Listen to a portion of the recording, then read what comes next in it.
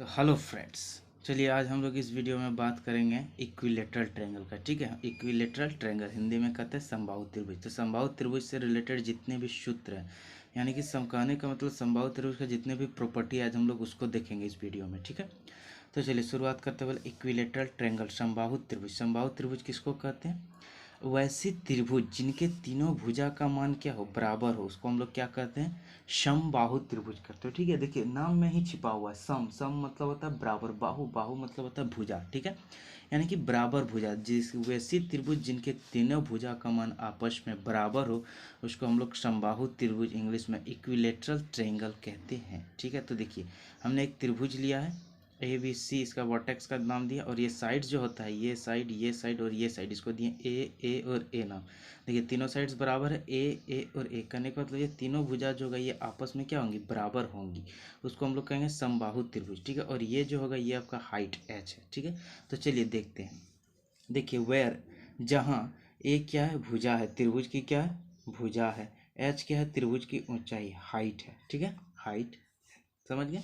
चलिए अब हम लोग इसमें सबसे पहला बात करेंगे इन रेडियस, अंतः त्रिज्या।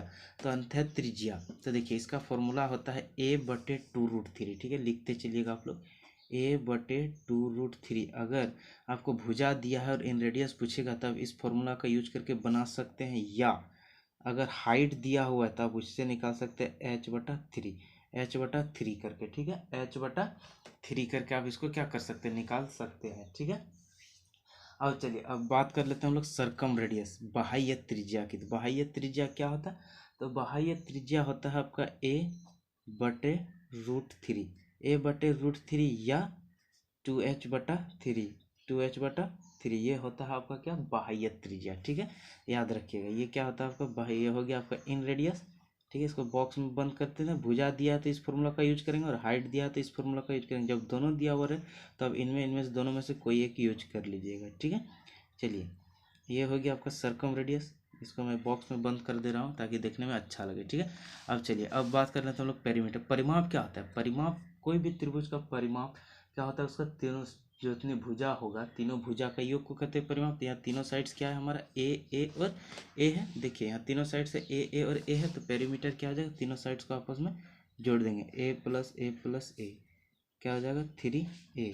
तो ये हो गया इसका पेरीमीटर, a 3 है। ठीक है, हो गया। अब बात कर ले इसकी हाइट। हाइट क्या होता है? तो देखिए हाइट का फॉर्मूला होता है आपका जो कि क्या होता है, √3/2 इंटू ए।